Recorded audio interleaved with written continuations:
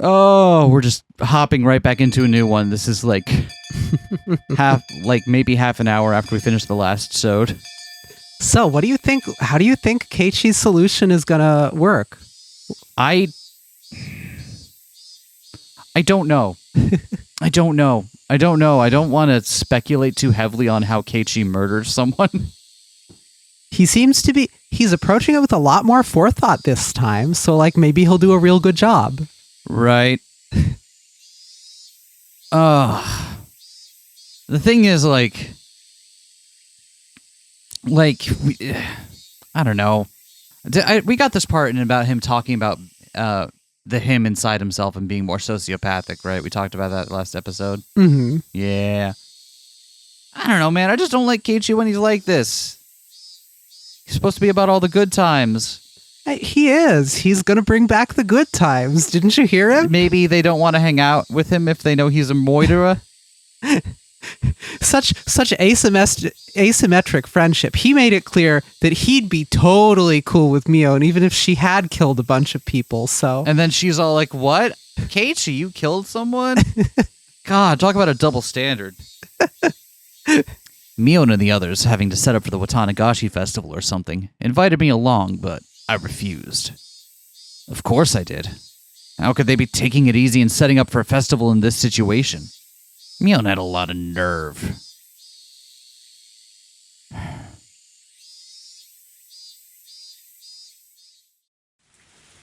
Here's the thing, I'm pretty sure of all the people he could talk to, Rena would be the one that's ride or die. The first thing I did when I...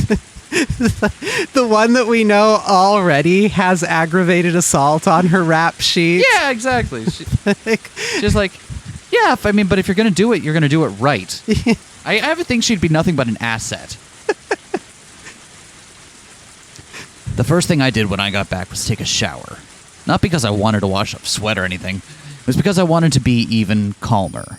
I already understood this, but killing that man would be so very easy. The little shaking of the sleigh bells. The really hard thing. Oh, that's coming from the audio here. Yep. I thought it was coming from outside, and I was like taking the headphones off, being like, where's that weird sound coming from? No, not at all.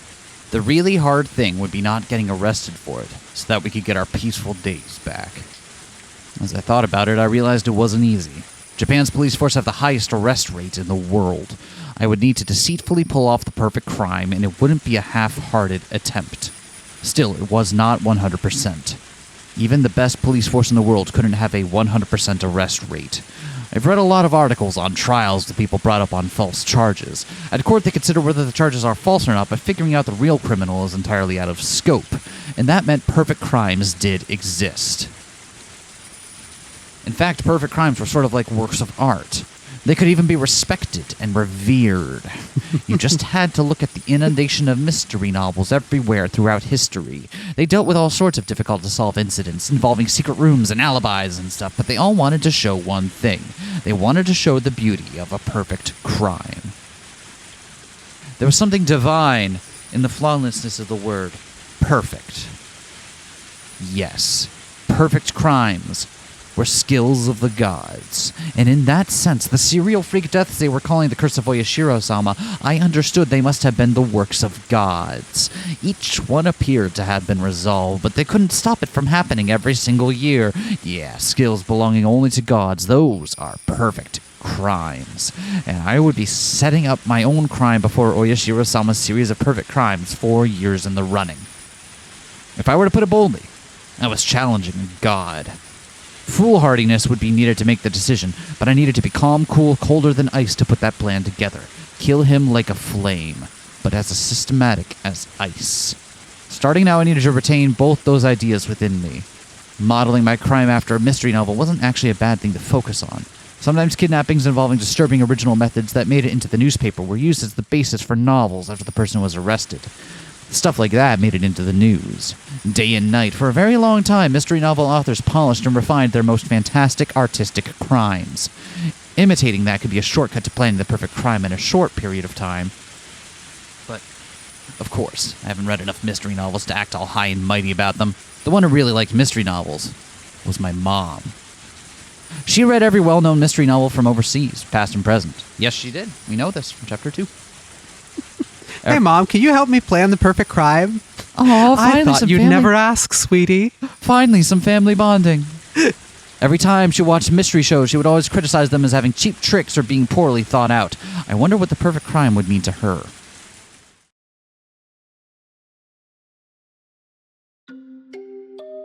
What do I think the most well-done perfect crime in all the mystery novels I've read is? Yeah, well, you read quite a lot of them, right? I figured you might know about a lot of them.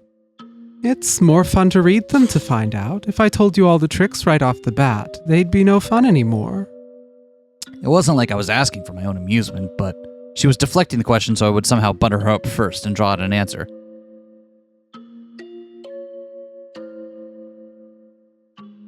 Of course, well-done mystery novels, yeah.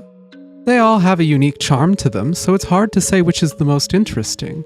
You'd have to really force me to pick one. Is this going to spoil me on a mystery novel now? I don't think so, but Okay. I'm not sure. I didn't want to know which novels you liked. I wanted to know about the trick that made you the most surprised. If it was really a perfect trick, the detectives wouldn't be able to solve the case, though. That was true. Then there'd be no point. The temptation to write, finally, a perfect locked room mystery. Right. And since it's perfect, in fact, it doesn't get solved. Everyone just spins their wheels for 300 pages and then goes home. Could you do that while still presenting enough clues to the... You'd have to present enough clues to the reader, but the way the reader gets the clues wouldn't be fair to the detective in the story, right? is how you would do that. But then again, you could just show the crime happening by fiat.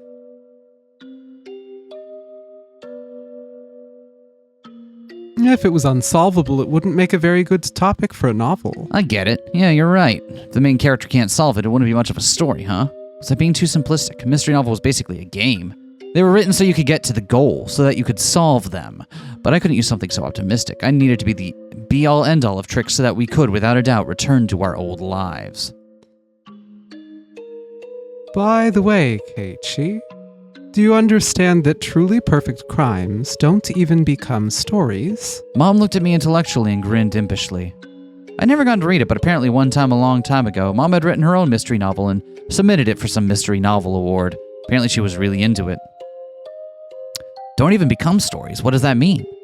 Well, that means that the perfect crime would mean that you didn't even know a crime was committed, right? Yeah.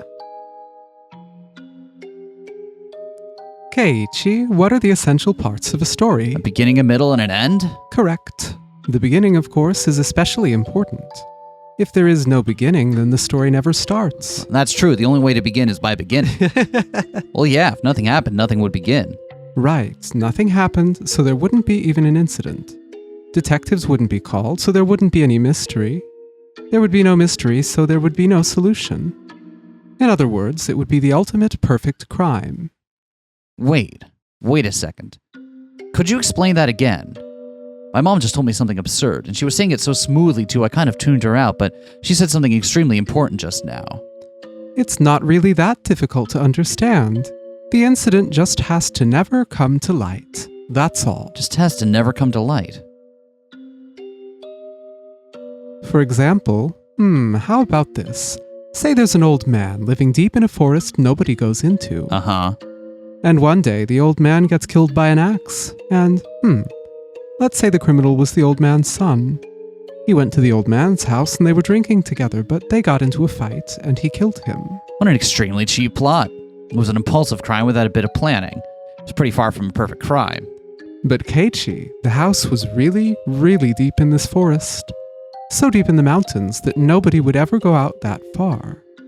Then his son would go back to town and say that the old man was doing fine. What about that as a perfect crime? Keiichi, this incident would only begin when it was found out that the old man was killed. If nobody ever visited the old man's house after that, that beginning would never occur. The beginning would never occur. So basically the story wouldn't start.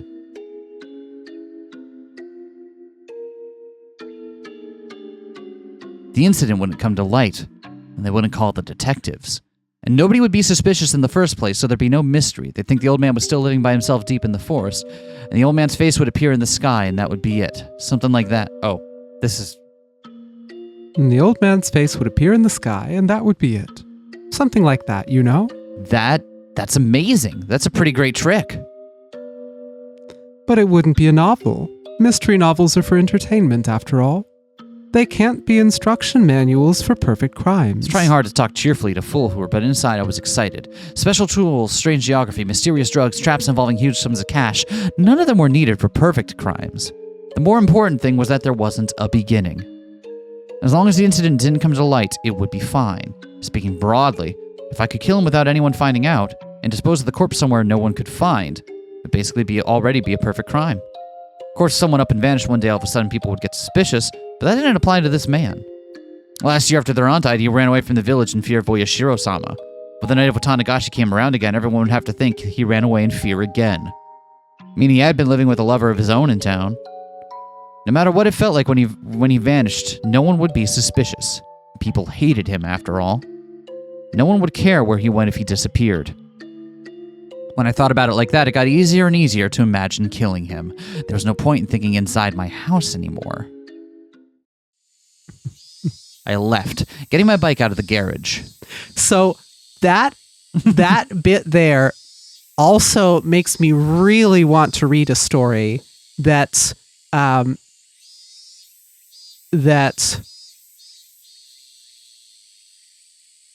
doesn't begin as a mystery unless you realize it's a mystery. That's what I was thinking too. Is that a book that seems to be a drama or some other genre, but it turns out that in fact, over the course of the plot, several of the people involved had been murdered by someone else, and no one in the plot realizes right, that. Is that you don't realize it's a mystery novel until you get to the very end and are like, oh, wait, hold on, what?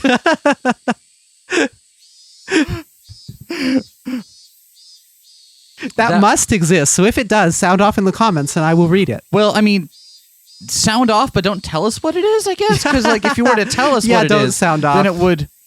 Or do. Just work it into your mystery novel recommendations when we keep asking about them, all right? For now, it didn't matter where I was going. Or like Rot 13 it twice, so I can only see it if I have to be, if I'm really sure. Don't do that. You understand that's a joke, right? Right? I just rode through the wind, trying to calm my excitement by feeling the cool air on my body. Where I'd kill him. How would I do it? What time, and how to dispose of the corpse. If I just had those 4 things, I could get a good plan going. I was so surprised at how little there was to decide that I shivered. I'd been completely prepared to build this humongous plan over a really long period of time, but if I could just get these little things in order, I could put it into motion. Today was Saturday. I'd have to kill him on the night of Otanagashi, so as long as I was standing in for Oyashiro-sama, I only had 24 hours remaining. Sadako, just hang on for 24 more hours. I can't even imagine having to suffer through even more, but please hold out for a little longer. I know you can't even last another second. I know that. Please just hold out. Your Nini will save you for sure. Well, if only someone had been building near-lethal traps in the middle of a mountain wilderness where no one ever goes. If only that was... I mean, that would be like problem solved right there, right? Especially one of those pitfall ones. But, you know, I don't think that's ever happened, so that'd be pretty weird to pull out of nowhere, wouldn't it? Outside, it was still early enough for the cicadas to be crying. Bow, bow, bow, bow, title drop! That feels inappropriate. Early afternoon. Evening was still a long way off. I looked at the sky. At some point, it had gotten cloudy. Come to think of it, as I left the house, I heard on the TV the weather forecast was calling for a chance of rain on Sunday. The sky was the color of lead. If I heard a bit of thunder, I'd definitely have expected a sudden evening shower. It hasn't rained on the... I wonder if the weather is one of those things that can change enough. Yeah. A chance of showers, so, you know. My first destination was school. Before explaining why I was going there, I needed to explain what method for killing that man I had decided upon. I decided the most suitable death, the one I needed to give him, was the same as last year's curse. The same as the punishment their aunt had received, being beaten to death. Wouldn't beating him to death be somewhat unreliable? You may think that stabbing him with a blade would be more reliable, but this was something I had chosen after a lot of thought. You just needed to think realistically. The law prohibited carrying blades longer than 10 centimeters, I'm pretty sure. So the blades available to me, even the longest ones, were still limited to things that were shorter than a ruler. You probably understand how tricky it would be with such a short reach to go up against an opponent that might fight back. In that case, a weapon with more reach, like a staff, would be far more dangerous. Might not be quite as inherently lethal, but since you could just keep hitting the guy until you killed him, the end result was the same. So it's a staff-like deadly weapon, terrifyingly powerful, but also eminently portable. At this point, you should immediately think of a metal baseball bat. I don't need to explain how terrifying a metal baseball bat can be as a weapon. I also like how the music for this section is just not. Yeah. It's just like atonal screeching and beeps and occasional other stuff. Of special note is the fact that you can carry one around in broad daylight and not be thought of as suspicious. Just those 2 points would have been enough to choose a metal bat for my weapon, but there was one more reason for choosing a metal bat in particular. I'll speak about it later. After school that Saturday, my classmates were still having fun playing in the schoolyard. I could show up there and it would be the same as always, so nobody will think I'm suspicious. Getting my hands on the weapon without looking suspicious was actually a factor I couldn't ignore. I didn't normally play baseball, so if I went to a sports store looking for a metal bat, it would definitely be suspicious. Can't let there be a beginning to the story, so I needed to be really careful about even that. That left school. At a location in which my parents wouldn't be suspicious, I would acquire the weapon. Checked inside the classroom through the window, but of course there was no one there.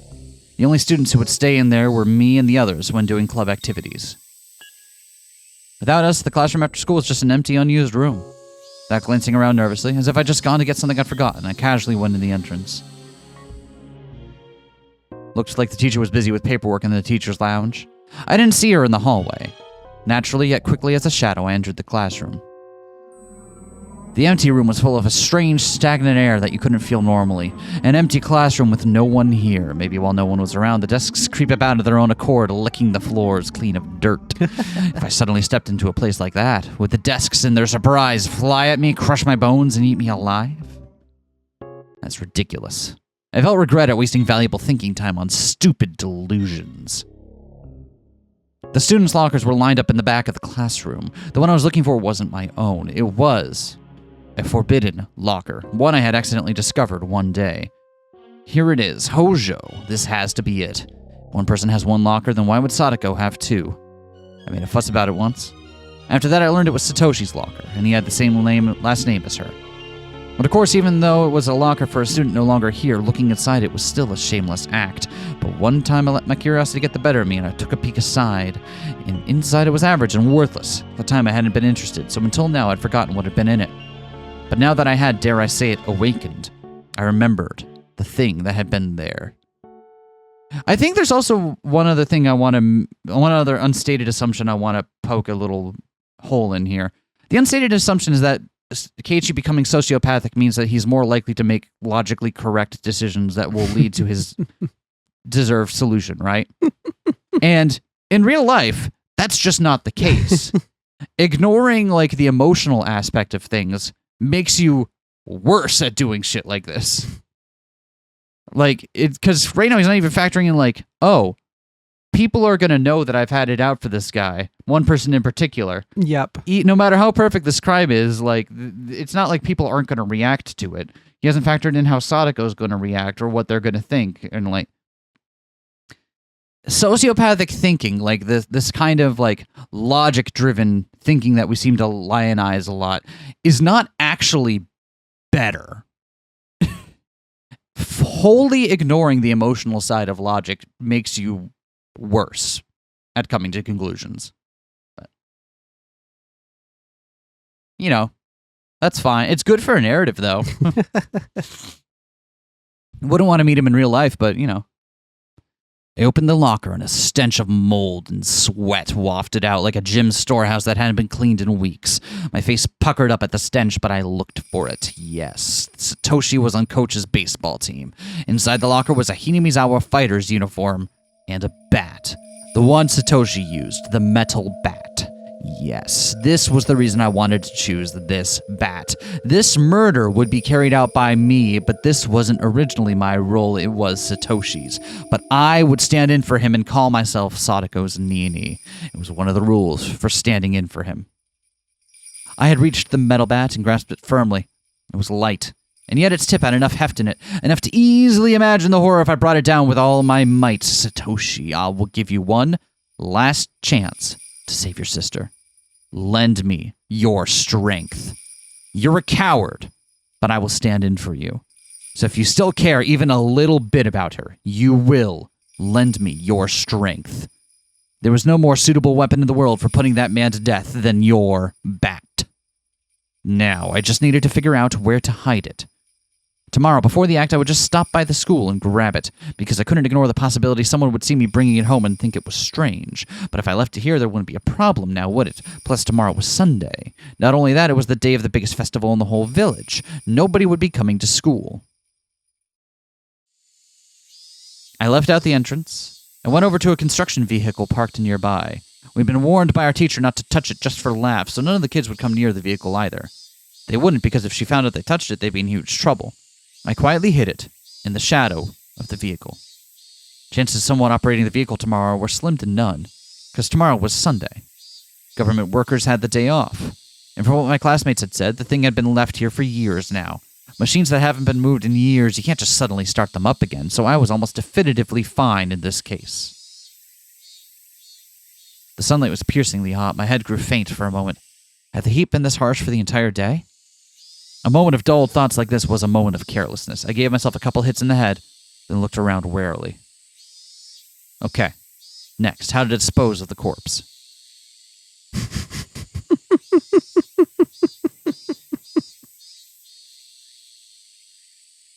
Ugh. I mean, we talked about the death tolls associated with dam projects in the past, right? Yeah. If only there was a dam foundation. Keiichi learns to mix concrete. Disposing of the corpse.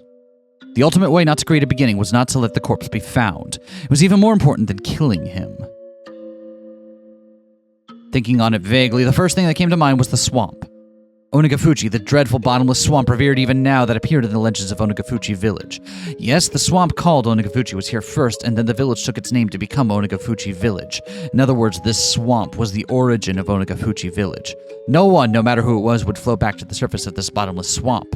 Everyone would be swallowed down into the land of demons below the earth. That was how the stories went. If I was trying to copy Oyashiro-sama's curse, then I felt that theory demanded I discard the remains of the weapon into the swamp.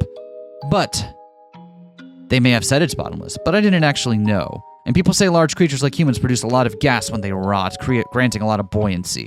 That's why using fairly heavy objects to hold people down didn't work.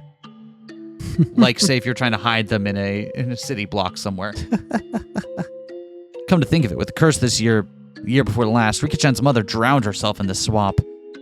And the criminal behind the dismemberment that went missing the year of the first course, too. It's rumored he'd been tried to discard the body in the swamp and accidentally drowned in it.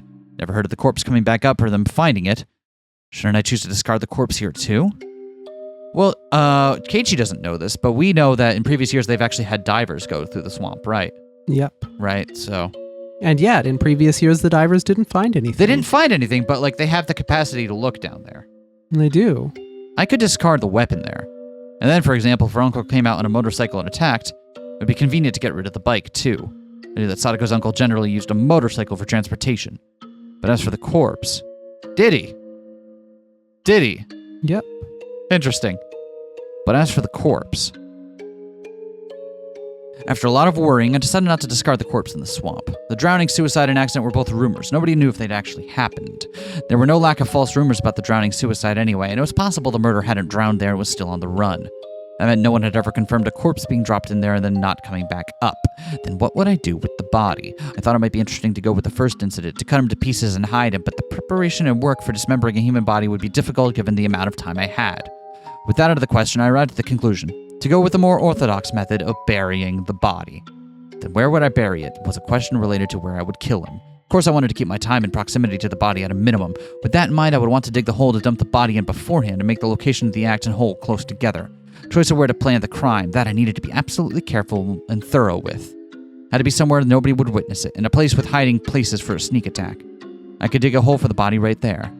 If I go over the possibilities in my head of the various destinations, her uncle would head from Sadako's house. Imagine a map of the area in my head, and then I found a place that fulfilled this condition so easily it was almost unbelievable. A bit of a back road that went through the woods. I didn't think her uncle would go deeper into the mountains than Yagochi on a whim. If he was going somewhere, he'd pass through these woods first, and no one used this back way unless they had something to do at Sadako's house, or one or two other places. This path was fantastically ideal, as few people used it. I would wait for him in these woods.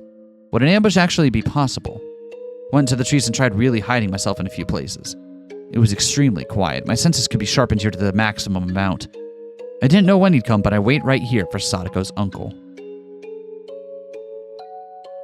Is Keiichi going to kill someone that's not her uncle? Because he doesn't have time to actually look and double check? And then while you're in the middle of murdering someone is not the time for a mea culpa? Whoops, my bad. Yep. I actually had some trouble coming to that decision. The question arose of whether I should somehow call the man out. Was there a risk I'd be taken by luring him here? That man made Sadako do all the shopping and errands. He'd seldom left on his own business. He wouldn't leave unless I worked out a plan to force him to, would he? That was the question. Tomorrow was the Botanagashi festival. Would he go out for the festival or would he stay inside? If he stayed inside, how would I drag him out of his house? That's right. Wouldn't he make Sadako go to the festival? Sadako would go to the festival. Meanwhile, I would call the man. This is the Okonomiya police station. We have the young lady from your house. Could you come pick her up immediately? Didn't even have to be the police. This is the clinic. The young lady from your house has been injured. Please come pick her up. Yes, that would work fine. If I claimed to be the police or the hospital, he told them to come and then hung up on him. He'd rush there trying to figure out what was going on, wouldn't he? And just the other day, he was visited by a probation officer. He wouldn't suddenly grumble about having to get his niece and not go. It would look like child neglect. The man had no skills useful around the house, so Sadako, his slave, was an essential part of his daily life. Conclusion. If he went out to the festival, I would attack him here on his way there or back. If he didn't, I would lure him out by phone. If luring him out by phone was my first step, I needed to be sure Sadako would go to the festival, leaving the house. It would be convenient if I could make Mion take Sadako to the festival. She had said her aunt was a district welfare officer. In other words, an ally to the probation officer. If I somehow incited Mion to take Sadako to the festival with her, well, being who she was, she'd use that fact and get her there. Sadako should just take a break and have fun at the festival with everyone. She should have a good time, reminisce on our former peaceful days, and when she got home, everything would be over. Yeah, that would be the best outcome. Another thing just occurred to me. Yeah? If Keiichi pulls off this perfect crime, and it really is as perfect as he's hoping it is, who is going to be blamed? Yeah. Will everyone, like, because he has admitted this, like, there has to be no beginning, right? So, and he's like, yeah, it's not suspicious if he suddenly goes away because he is, you know, he's left Hinamizawa on a dime before. But now, probation officers are involved. Sadako has a documented history of reacting poorly against her caretakers. Yep. If this goes as perfectly as he hopes, the most likely outcome is that Sadako gets blamed.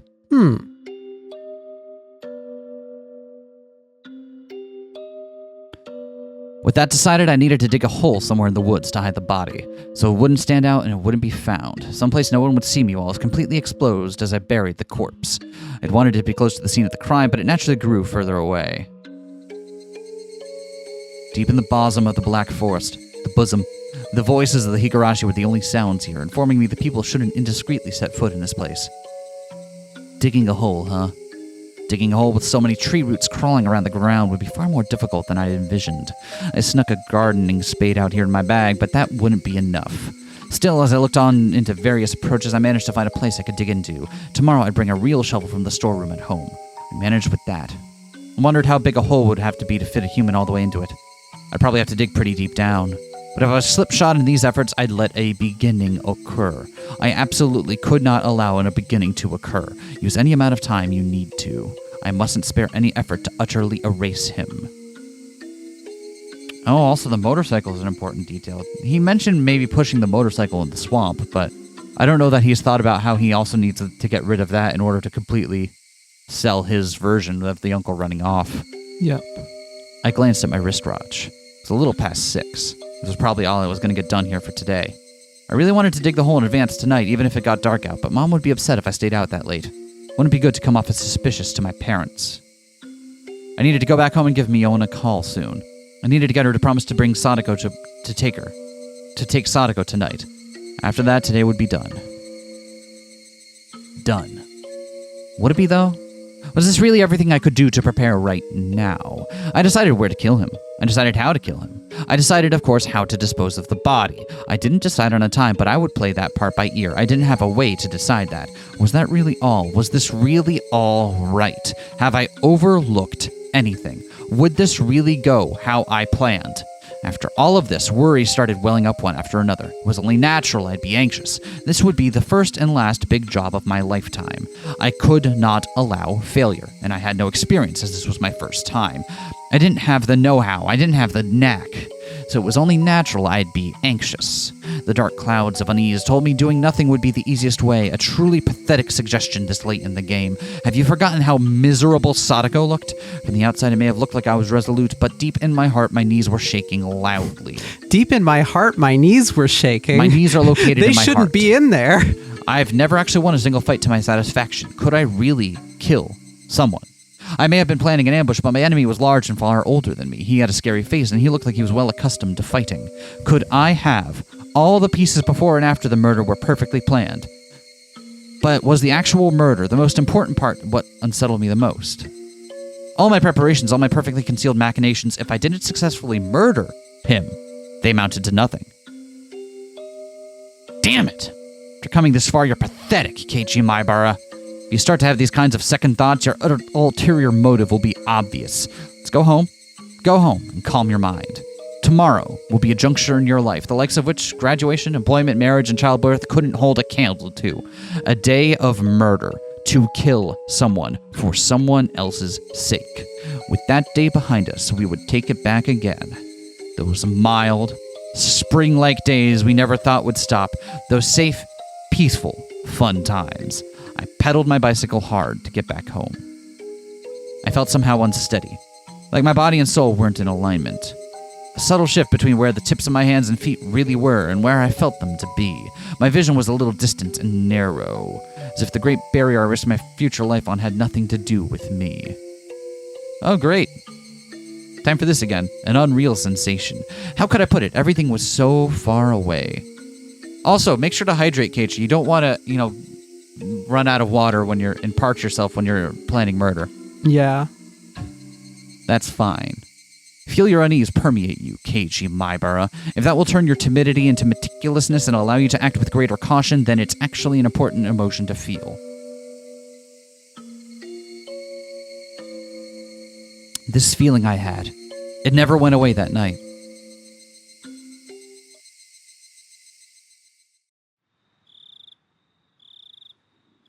It's also worth noting how different Keiichi being willing to murder in this timeline feels than the one in Chapter 1. Yeah, isn't it? Yeah, it feels very different, doesn't it? It was the first time I'd be calling Mion's house. I searched for her in the phone book the school gave me, and then dialed a short phone number, the kind unique to remote places. It was around dinner time. She'd probably be home. But just as I started to think no one would respond, someone finally picked up the receiver. Hello, this is Sonozaki. Oh, I'm sorry for calling so late at night. Is this Mion? Huh? May I ask who's calling? It's me, Keiichi. Kei-chan. It's pretty late. What's up? What's up? Oh. It wouldn't be Shion, would it? You're a little early, Shion. She seemed to be in a weirdly good mood, and she drew her syllables out. Have you been drinking, Mion? Right, it's the night before tomorrow's festival. She's probably with her family having some drinks. Sorry for the late call. Do you have the time right now? Sure, what is it? It's about Sadako. I heard her draw in a small breath on the other end. Sadako, she's in a pretty bad spot. I hope she's okay. The scent of sake had completely disappeared from her voice. She can't be okay. You saw it too, didn't you? What was she like? What she was like? She was completely worn out from all the abuse. We failed her all this time, and now she's become like that. We didn't fail her. Everyone tried their hardest to help her. We didn't come up with anything, and we couldn't save her. In the end, we couldn't do anything about it, and now she's become like that. I guess you're right. All I did was watch, after all. So, well, at least. Couldn't we at least let her have fun for one night? Huh? Let her have fun? She's been so battered lately, you understand? That's why. I want you to take her to the Watanagashi Festival tomorrow. I don't mind, but why? Why? I want to give her a breather at least for the festival night, you know? Even if it's just one night, if she can get away from her evil uncle, then I think she'll be happy. Even if it's only for a little while. Yes, but why? Why? Why what? I was having a little difficulty understanding what Mion was asking me.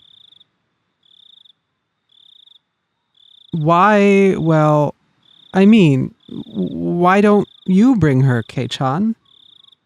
Why do you need to ask me to do it? Mion was persistent about odd things. No, maybe it'd be better to say she was sharp. I actually have something to do tomorrow. I can't make it to the festival, so I wanted you to take Sadako there for me. Something to do? It's nothing major. I'll probably finish quickly, but I might not be able to meet up with you all tomorrow. Hey, Mion, could I leave Sadako to you just for tomorrow night? Mion took a long time to give her a reply. I got the feeling that Mion had been acting weird for a while now, like she was flustered by emotions or something. No. Huh? Was that a sob? Mion, are you crying? I said no. I don't want to.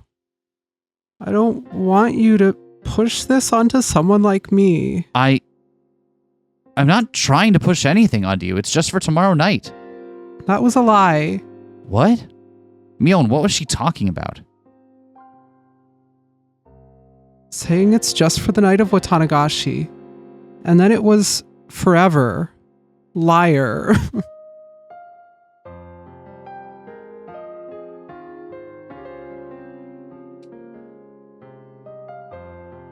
Hey, Satoshi.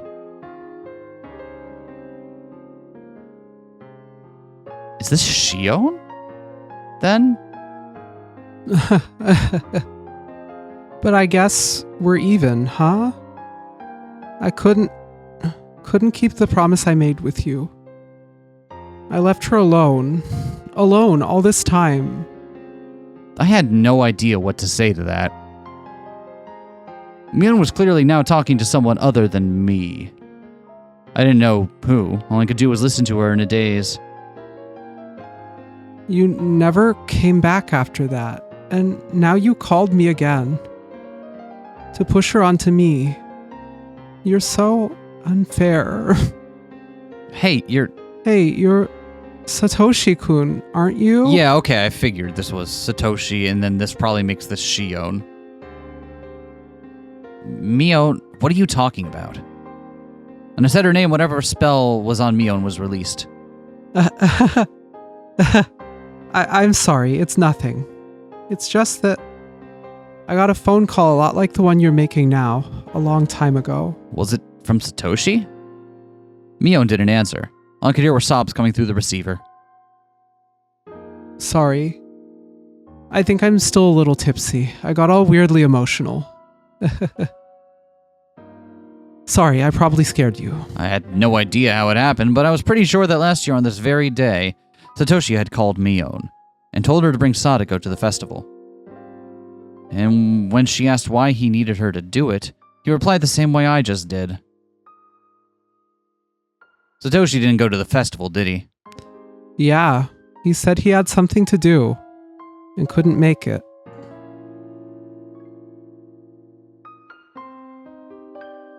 And he told me to take Sadako there in his place. At the time, Satoshi said it too, didn't he? Did he leave Sadako to you? Yeah, he did. Just for tomorrow night. The way you said it was just like how he did. I just got a little upset, caught up in a memory and all. I didn't expect this. Satoshi had given her the exact same phone call 1 year ago today. After that, Mion had said more. That he was lying. That he told her it would only be for the night of the festival. I get it. A few days later, Satoshi, he disappeared. Disappear might have been a rather vague way to put it. Whether he ran away or not, Satoshi left, abandoning Sadako. Yes, he didn't transfer or run away from home. He disappeared. And then an idea far more indistinct than even fall crossed my mind.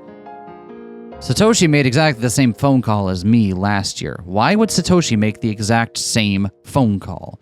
If in the truest sense he really made the exact same phone call as I am right now, then the incident where their aunt was beaten to death, that's... could it... was Satoshi? Huh?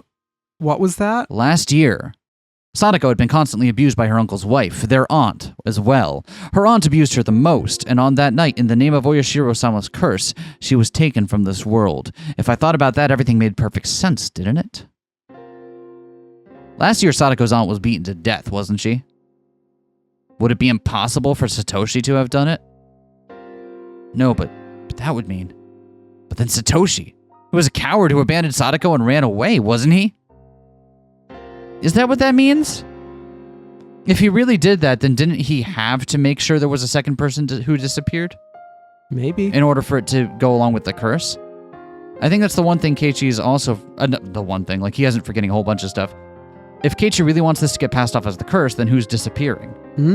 He's going to have to come to the same conclusion that Satoshi did and make himself disappear, right? Maybe so. How could Satoshi resolve himself to kill a person to save Sadako? It was unthinkable. I actually considered that as well, though it'd be mean to Satoshi. A few days later, he disappeared on Sadako's birthday. When I first heard it, I flew into a rage. What a cruel day to have run away on. But now that I thought about it like this, the story changed completely. Satoshi had probably been even less calm than I was right now. He was her big brother related by blood, watching his little sister be abused day in and day out. Maybe that was why he couldn't keep calm. And that was why the corpse of their aunt beaten to death was so easily discovered. Satoshi lost himself in his anger and hadn't hidden the corpse. He'd permitted a beginning to occur. If the police conducted a full-blown investigation, it was easy to imagine they wouldn't take long to pin down Satoshi as the culprit. Satoshi, he wished for a return to peaceful days with Sadako and thought he achieved it for a time. He'd been steadily driven into a corner. And then he wanted to at least hold out until Sadako's birthday, but finally they nailed him. At the time, Satoshi had been carrying the savings he had amassed to buy Sadako a gift. Sadako a giant stuffed animal for a birthday present. He would buy the stuffed animal as her gift and then get caught. Or he could use the money and disappear. That was the choice he had been forced to make. And he decided not to make Sadako the sister of a murderer. If that was the case, then there must have been an unspeakably bitter decision. All that money he'd saved wanting to see Sadako happy, he had to use it to make her sad. And he used the savings, and disappeared to Tokyo if the rumors were true. Was that how Satoshi disappeared? I don't know. That Oishi guy seems to think that way, though. Oishi. Had he been slowly driven into a corner by that repulsive man's pig-headed pursuit? The circumstantial evidence is all... Circumstantial evidence is all there, but I think your deduction is wrong. They caught some lowlife somewhere in the prefecture, and he apparently turned himself in for the crime. That was right. The deviant had confessed and the incident was solved. They said he really was just a crazy person. That he had no ties to Hinamizawa and no relationship with Satoshi, of course. I mean, I have a pretty hard time believing the guy would lie in Satoshi's place. You couldn't just arbitrarily decide like that. You'd never know where or how human beings are tied together. If that guy took the blame, then it was the perfect crime. Of course, if it really was a perfect crime, there would have been no reason for Satoshi to vanish. Plus, I don't think Satoshi had the kind of money to run away.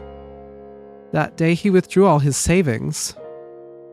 No matter who I tell this to, nobody believes me, but that stuffed animal he said he was buying for Sadako, it was gone from the display, sold. It must have been Satoshi. Wait a minute. If he didn't use the money to flee and bought the stuffed animal instead, he would have gone back to Sadako, wouldn't he? Seems unbelievable he'd buy it then disappear without having given it to her. Yeah, so now I don't know what happened. It would be one thing if he had the money, but if he used all his savings on it, he'd be totally broke. You can't live a life on the run without money in this world. I didn't get it. After all that, I was understanding Satoshi less and less. The two of us fell silent. I couldn't remember how we even got on this topic. Sorry, I think we got off topic. Sadako, right? Don't worry, I actually already invited her. Huh? Are you serious?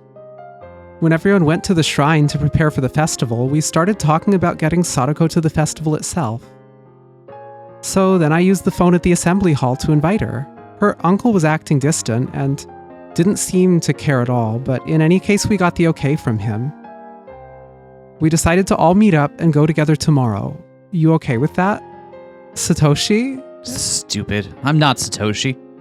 I was a little relieved. I hadn't needed to make the phone call. Sadako had already been invited to the festival, and not in a way that smelled of blood, a way to leave her uncle alone to create time for me to kill him. They purely wanted Sadako to enjoy herself, so they invited her.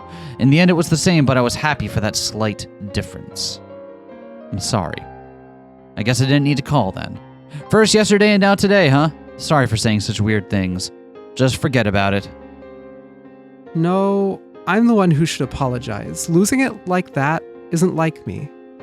I'm really sorry. We apologize to each other for a little bit? Alright, I'll be going now. Good night.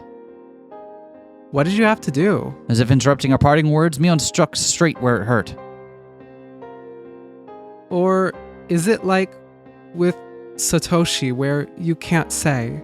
Stupid. I keep telling you, I'm not Satoshi. Yeah, I know that. I deflected her with a response that wasn't really an answer. Mion didn't hound me anymore after that. Alright, this time for real. Good night.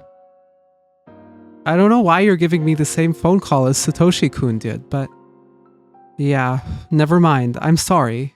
Good night. I'm hanging up. Click.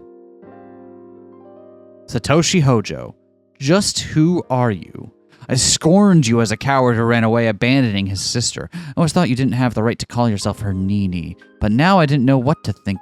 Oyashiro-sama's curse on the 4th year, their aunt's death and Satoshi's disappearance, and now me trying to carry out Oyashiro-sama's curse on the 5th. Oddly enough, what I was going to do overlapped perfectly with Satoshi the day before the curse. No, that wasn't all. If we start back from Sadako being abused, then I'd been overlapping with Satoshi for days already. When I talked to Mion before, she asked me if I was Satoshi. If that was the first impression a third party like Mion got, then it was probably true. Then as Satoshi had accomplished, I would succeed in the murder. But that was the extent to which we overlapped. I was far calmer than Satoshi, and more calculating. Or so I am going to just kind of assume. I could actually grow calmer the more enthusiastic I became. That's why I wouldn't allow follow in Satoshi's footsteps. I would snip him cleanly out of the world and then get our peaceful life back. Maybe Satoshi had been with me ever since I chose to use his bat as my weapon. Maybe even longer than that. When I decided to be her Nini, maybe Satoshi had been residing within me then, too. Satoshi, were you really a coward? Or are you a true Nini, even now? The kind worthy of Sadako's love. I'd never met him, never spoken to him, didn't even know his face, and yet I felt so connected to him that I'd never felt that way before.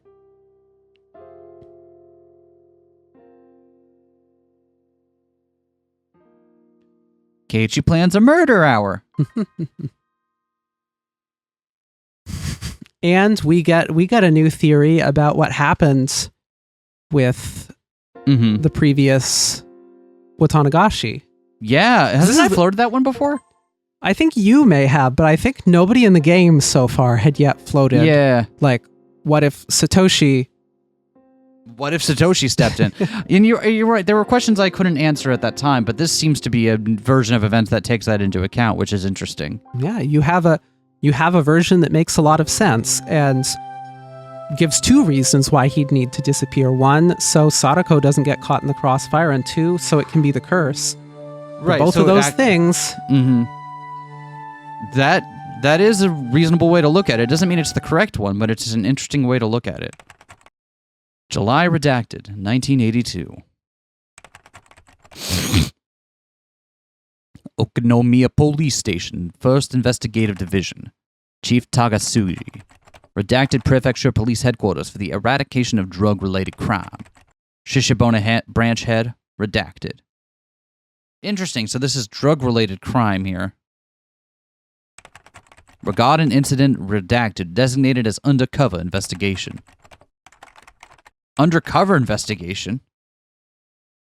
This message should to inform you that a section of the testimonial records of an incident under this police headquarters jurisdiction has been found that is thought to be related to the undercover investigation of the incident in question. Okonomiya Police Station X Hinamizawa Village Housewife Slaughter Incident. During investigation of suspect redacted, who was arrested for possession of illegal drugs, there was testimony alluding to the crime in question, and it became clear that it contained information that only the perpetrator could have known. Therefore, we are prepared to share this record of testimony with you, duplicate attached. If this testimonial is to be believed, then there is an extremely high chance that suspect redacted was the perpetrator in the incident in question. In addition, on receiving this testimony, the head investigator on the case inquired as to the incident with the Okonomiya Police Station, but the responsible party at Okonomiya Police Station misunderstood. And in compliance with the designation as an undercover investigation by executive order from Prefecture Police Headquarters on July 1st, 1982, General Administration B1-12, they did not explain the incident's existence to the head investigator as they should have. Because of this, the head investigator did not realize the importance of the testimony and related to the case in question, and as a result was negligent when combing the scene. We apologize for having effectively ignored it until now. In addition, there's a postscript stating that suspect redacted died while in confinement yesterday on date redacted. That's a second method to commit the perfect crime, isn't it? Somebody else takes the fall for it, dies in custody, it all gets wrapped up neatly. Right, like I've been throwing out there like this, the idea of the Sonozaki's using patsies for stuff like this. And the police seem convinced that it, or like, what was the high probability that it was the person they have in custody because of knowledge that only the perpetrator could have had. Interesting. Don't think I missed the part about a reference to an undercover case, though. What specifically were they investigating undercover? I want to tease that out real quick here, because that was important. I get what we're reading that, like, hey, we have reason to believe that the guy we got was actually the guy. Where have we heard about drug-related crimes before? With Oishi, right? He's looking for a drug ring. He sure seems to think there's a drug ring around, and yep, they sure seem to be doing something off the books. I wonder if it's that. Yeah, but undercover investigation. So doesn't that imply that they have a... But this says undercover investigation of the incident in question, the housewife slaughter incident. The undercover investigation of the incident. So why would they just... What do you mean undercover investigation?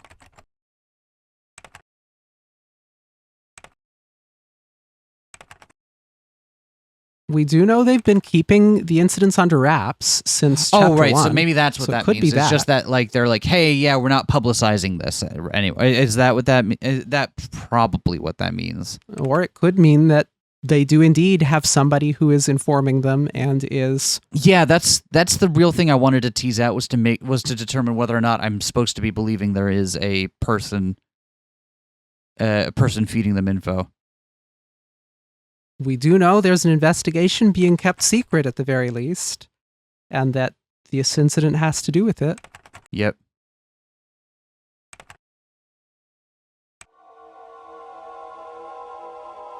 Interesting. Okay. Was that the only one for this time?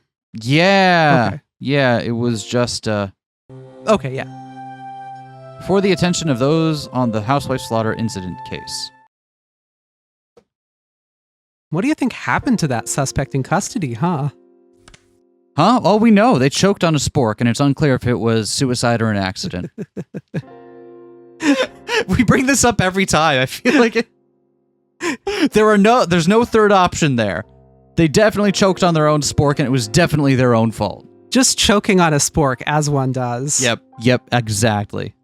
We're going to keep going. I know we hit the end of the chapter, but we haven't even gotten an hour in this sode, so I feel like we should keep going a little bit. Yeah. Sunday. The fireworks I heard before noon were probably to announce the opening of the festival.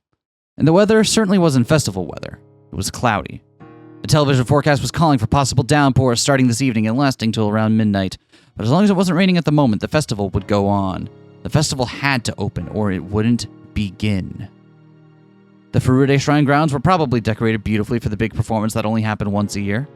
Many paper lanterns were hung up on the auspicious colors of red and white.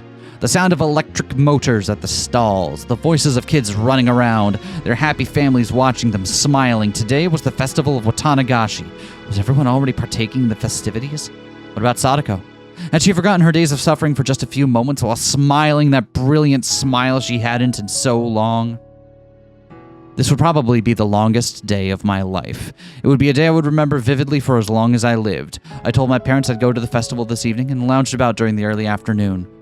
We may have lived under the same roof, but they couldn't help being surprised by the deviation from how I usually spent my time. Glancing at my parents out of the corner of my eye, I went to the front door.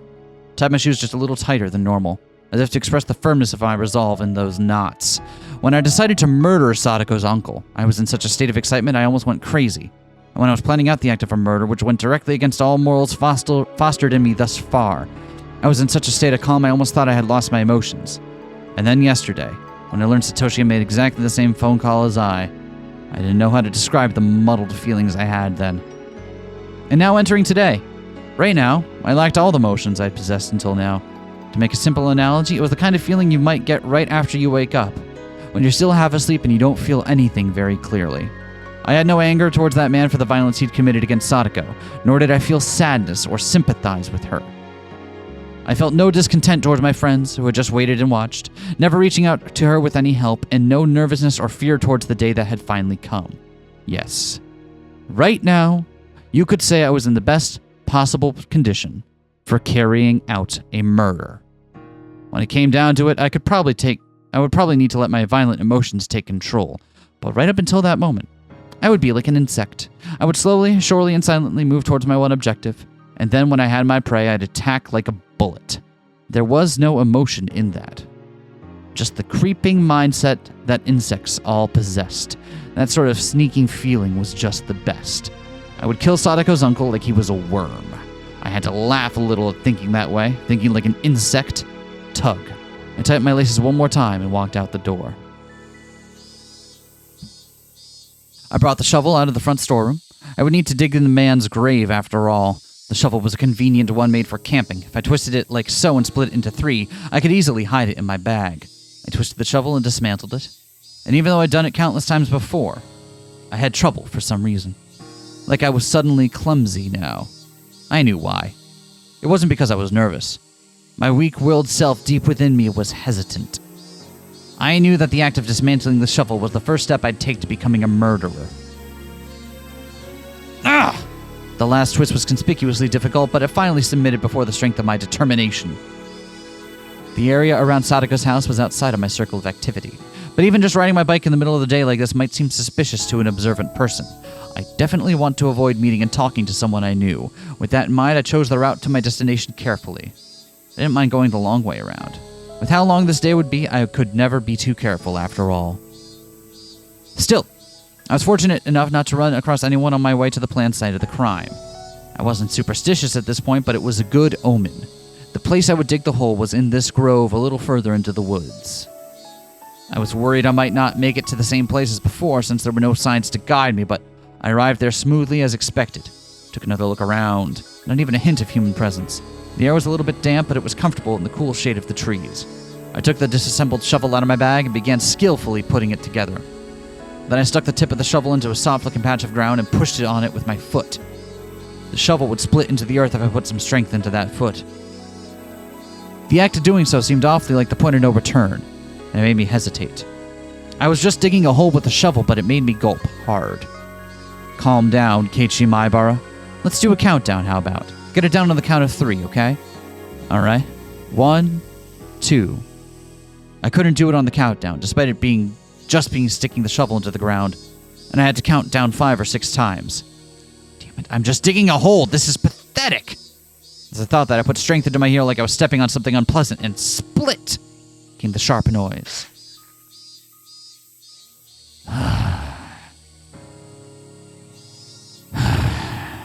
It was only soft at the beginning. Roots and stones quickly got in my way, informing me just how hard it was to dig a hole big enough for a person. No decent person would ever come here anyway.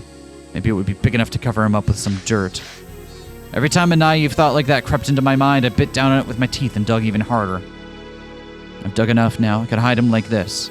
Every time I thought that, I would go down into the hole, grow disappointed at how shallow it was, and return to digging. The thin layer of sweat on my brow eventually formed into drops and fell to the ground. My back was in even worse shape. My damp shirt adhered to my skin, and it felt so disgusting. The things I couldn't stand the most were the mosquitoes. Maybe they were attracted by the scent of my sweat. The white and black striped mosquitoes would cling to me whenever I let my guard down. It was hot. It was disgusting. I was sticky. I was itchy. All those uncomfortable feelings surged through me in waves. Damn it all. So what, are you telling me to pack up and go home? Is that it? I hadn't yet yelled at anyone. It was me talking to myself, me telling myself something. Why was I feeling this way? And digging a hole all the way out here? What benefit would digging this hole give me? What harm would there be in not digging this hole at all? Wait, in the first place, who ordered me to dig? When I thought it over, maybe ever since grade school or even before that, my whole life had only been me doing what other people told me to do. I didn't mean I was somehow constrained, living a life just based on the commands of others. And I didn't mean I was too lazy to try and find my own road in life. Metaphorically speaking, yes. It was like a road. I'd never been particularly physically fit. I didn't hit puberty very early, and if all my classmates and I had gotten a line, I'd usually be the one on the shorter end. My scores in jump rope... Confirmed short king, Keiichi-kun. Confirmed short king, Keiichi. My scores in jump rope competitions and marathons were the very picture of average. And it wasn't like the captains of the dodgeball teams would have a passionate rock, paper, scissors contest to see which would get me. During those kindergarten and grade school years, I felt like someone was only worth how fast they grew and how fit they were. Looking back on it now, it was really uncomfortable for me. The thing that turned all that around was just a few words from my mother. Keiichi, would you like to go to a cram school? You'll better grasp what you're learning in school, and it will be more fun. The very first test I took at a cram school was kind of like a game. It was a lot of fun. It wasn't like the test with the same exact problem dozens of times in a row. Every question I had a picture to it, almost like one of those puzzle books that came with manga magazines. If my studies at school had been like this, it would have been way more fun. That puts a new spin on Keiichi going to cram school. Several days later, I went to cram school again with my mother and the enrollment paperwork. Mom and the person at the cram school had a really long, heated discussion, so I accidentally dozed off and missed most of what they said, but I clearly remember one point. Mom had made a loud groan, surprised at something. By 61, do you mean his average score was 61 points? No, not at all, Mrs. Maebara. The deviation from the mean of all our cram schools across the country is 61. He's showing extraordinary numbers, even on a simple intelligence test. First, I would like to say that Keiichi Maebara-kun is extremely bright. Keiichi, but he doesn't have very good grades at school. He has average marks on his report cards, B's, C's, D's. Is there some kind of mistake? We cross-checked with several tests as well, and we learned some very interesting things as a result. Maebara-kun is extremely weak when faced with questions that don't have any meaning. He just has no interest in simple, dull questions that don't have to do with everyday life. So, even if he doesn't know what 2 plus 3 is, if you told him he had 2 apples, then got 3 more, he would understand that sort of question. That's right. For example, instead of telling him to draw a flattened, foldable cube, what if we asked him what a die would look like when cut open? If we did that, he can answer beautifully. Then the person from the cram school showed her a page from one of the exams I took. It was a paper with questions about construction. Construction questions were unusual, so they were really cool, weren't they? In this question, it asked to draw an unfolded regular icosahedron, a shape with 20 faces. When we rephrased it and asked him how he would cut out a piece of cardboard to create a 20-sided die, Keiichi-kun drew the answer as though it were easy. This is not something an average child can do. Keiichi, have you ever made a die with 20 sides from a magazine extra or anything? Dice only went from 1 to 6, right? I never even considered before this test that there were dice with more than 6 sides. Confirmed non-D&D enjoyer. Oh, unfortunate. So it was fun to imagine what kind of shape a die that went up to 20 would have. If I had a die like that, I would win at Snakes and Ladders against anyone. So I immediately wanted to make it. Do you think Mion's ever played D&D? If any of them here have, If any of them have, it's got to be Mion. Finally, I entered a cram school. I think she'd play it and then bounce off it because you can't crush your friends in it. Right. Like, she would absolutely get into it and then just kind of like, oh, wait, no, this ain't for me. It needs to have winners and losers. It's D&D is insufficiently zero-sum. There were only 4 students in the class they put me in, which was called Select. It was the highest class, and some of my classmates were in lower classes. And when I remembered how much better they had done things like a dodgeball and the other 50-meter sprint, I felt happiness well up within me for the first time.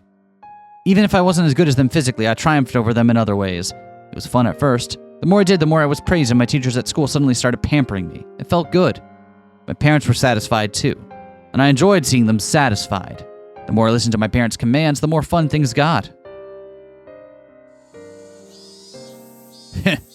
That did happen, didn't it? I grinned dryly in self-deprecation. 'Cause, well, my studious lifestyle didn't end up lasting very long. It was only at the beginning I enjoyed learning more and more. I gradually got along less with my friends. My classes were behind what I was learning in cram school. I eventually stopped respecting the teachers, given that they could put me to sleep with their lectures. I was a disagreeable sort who bragged a lot about how much I knew. The ways of the world wouldn't let me remain in that state of ecstasy forever. I would do as I was told, then I'd go above and beyond their expectations, and then they praised me. I was happy for that, and the cycle repeated itself like the wheels on a bike. Thought moving forward like that was how life worked, like a bicycle. When I moved to Hinamizawa, I realized just how inadequate it was. Some things happened, and we started saying how moving and getting a change of atmosphere would be nice. Some things happened, huh? You don't just yada yada that. Come on, what? Anyway, I was doing amazing at school. Everything was perfect, but I started getting a little bit full of myself, and anyway, some stuff happened and we had to leave town. Yeah, come on, Keiichi. And then my father, he had a place that he liked, that he'd gone to a few times to draw the nature. He started saying that he wanted to bring his atelier there. With me in blank amazement, they decided to move to Hinamizawa. So, confirmed gifted kid burnout, Keiichi-kun. We're learning so much about him. Jesus Christ, yeah. I definitely feel the gifted kid burnout energy. That makes a lot of sense. And after that, I met them, didn't I? The first day after transferring here, I went to the classroom with the teacher. I thought it would seem pitiful for her to bring me in there, so I placed my hand on the door before she could, slammed it open, and set foot into the room. Clatter. The thrilling, powerful way I opened that door was none other than my own determination to try doing my life over again. And then, within seconds, that determination took a hard counter to the face. A blackboard eraser fell on me. Plus, there was a huge rock inside. It was supremely painful to trap someone had set up. Oh, come on. Sadako was already beating me right from the first day I transferred? That frightened me. I was bewildered. The class was surprised, too. I wasn't just surprised that the students in the class were all in different grades and were different genders. It was because the room felt completely different from the schools I knew. And as I spent more time with them, my surprise continued to grow. This fresh sense of surprise had never left my life, even to this day. Every day was a fresh new surprise. I'd never had a single boring day since coming here. The days were lively, spent with the other club members. We played Old Maid with cards, with scratches on the back to cheat. We let all of our passions go wild during our games. We went all out as regular participants in tournaments at the toy store in town, and many other things. Recently, during those times, there was the bento competition. It was then. That's when I saw an unexpected side to Sadako. Thinking back on it, I only ate dinner with her 2 nights. It was such a sweet, gentle time spent, and it warmed my heart remembering it even now. I realized that Sadako was pretending to be stubborn and firm, and how brave she was. Part of her heart was always waiting for her Nini to come home. And I vowed to become her Nini. Sadako may have been nagging and overly critical, but she knew how to take care of someone. But though it might have seemed like she was taking the lead, it was actually her way of depending upon another person. Even if Satoshi and Sadako's lives as siblings were confined by their uncle and his wife, they were still warm, sunny days. When did those sunny days go all wrong? What mistake did I make? Lamenting tragedies of the past would do no good, and I told myself that so many times, but I did anyway. Keiichi, isn't that why you chose your own path? To take back that life? No one ordered you to do this. You decided it on your own. You don't desire anyone's praise for this. You thought it all through yourself. You'll carve it out yourself, and you'll do it now. This wasn't a path I could see very far down, not like the road parents or society could offer. It was a narrow path, dark and utterly distressing, one for which the next step would always be shrouded in darkness. But that disheartening path would keep on going forever. It was an unlimited path, and there was nowhere I couldn't travel. The kind of path only available to those who imagined where they wanted to go. Don't be ashamed at breaking from the brightly lit paved road. In fact, feel proud that you found your very own path to walk, and I hadn't discarded the paved road either. Keiichi learning the right lesson for all the wrong reasons. Yeah, right? Make your own path in life. It's okay if the things society set out for you didn't quite work. And it's okay if you're not sure what comes next. And it doesn't even mean you have to give up forever on society's path. You can do your own thing. Yep. Good lesson. Unfortunately, your own thing is murder. And that is not the lesson to take. Oh no. Once I achieved my goal, I'd go back to that bright road, and then I'd spend those average sunny days at my leisure. Crush. When I next realized that the hole had grown so deep, I couldn't believe it. Did I dig all this myself? I think digging this much is enough, right? I put my shovel in the bottom of the hole. I would drag the body here, throw it into the hole, and cover it up with dirt. Even if it took me time to camouflage it by putting plants on top, it would all go so much more easily than digging this hole had. I glanced at my watch. It was almost evening, and I hadn't realized it. May not have felt the time passing, but digging a hole this deep must have taken quite a lot of time. I took a seat on a slanted rock nearby and wiped the sweat from my brow. Now, once it got a little darker, I'd go get the metal bat I hid in the schoolyard, and then I'd make the call to lure him out, and then I would do it. The number of things I needed to do to reach that moment were dwindling. I felt that moment closing in on me much more keenly than I did the passage of time. I didn't have any hesitation, but I still felt that, a contradiction. At every step in this process, I had a few chances to hesitate, to turn back, to let myself lose my nerve. Having to endure those million temptations and wait for when the time was right was an indescribably slow and painful torture. I had thought myself acting all weak because of that, but I stopped midway through. This was okay. It was fine. I could detest the abnormal act of homicide as much as I wanted, and it did not matter. I wasn't going to be a cutthroat killer after today. I would pass through this strange day and go back to the world as I was in before. I fell to the level of a psychopath. If I fell to the level of a psychopath who thought nothing of killing, I wouldn't be able to go back to my old life. So this was fine with me. I didn't have to feel ashamed at hesitating to kill. Besides, I was human. It was so funny to me that I'd be the bearer of Oyashiro-sama's curse. At the same time, I was aware I was human. I exhaled lightly and stood. I concealed my presence and sharpened my senses in all directions to search for anyone around but me. All right, let's go. One step at a time. I would walk my own path. A path no one had forced me to walk. Let's do this, Keiichi Maebara. The cicadas made an annoying fuss. Their chorus covered up the suspicious noise of me breaking twigs underfoot, and their chorus filled the path far ahead of me, letting me know I would be alone for some time. The cicadas blessed the path I walked, encouraging me with every last ounce of strength that they had. The sky was far above. In not even an hour, the veil of night would draw near and the sky would be tinted with dusk.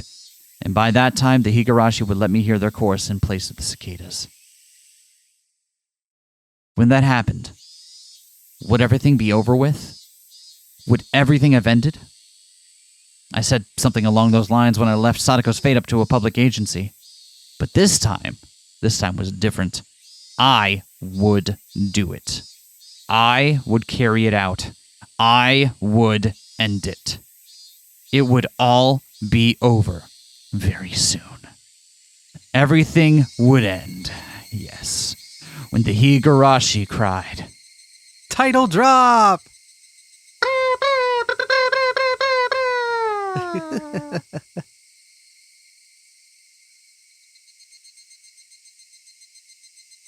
God damn, Keiichi Maebara.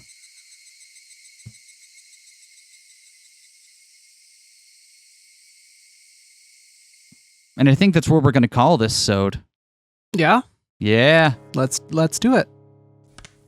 Thank you all for... Oh, no, I don't want to save over that one. Thank you all for joining us. Hope you're having a great time at Keiichi's continuing normal one. I feel like we didn't have a lot to add this chapter, but also, like, I feel like we've said everything we need to say about Keiichi going all sociopath. And, I don't know. It's frightening. Yeah. We'll see what happens, though. It's also, it's really straightforward at the moment, right? Yeah. So there's not that much mystery to talk about in Keiichi's actions. It seems pretty clear what he's doing, which leads one to wonder why the difficulty is right, why the impossible. difficulty is so high. It sure seems like we're seeing every step of the killings. Yeah, it really planned does. out in advance. And it's strange. I'm still got that part of me that's like waiting, like, you know, but like trying to think of ways they could take this. Yeah. Like Sadako's whole cursed child arc, right? Where, oh, that wasn't her reacting to a traumatic incident. That was her being cursed by a demon. Ooh, which, I don't know. If the difficulty is so high, I gotta wonder why it's spending so much time being very straightforward. Yeah. Right? Regardless.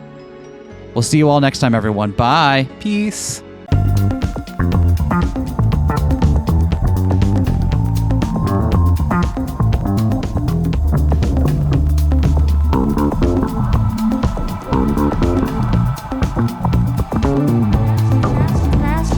Smash that like, comment and subscribe.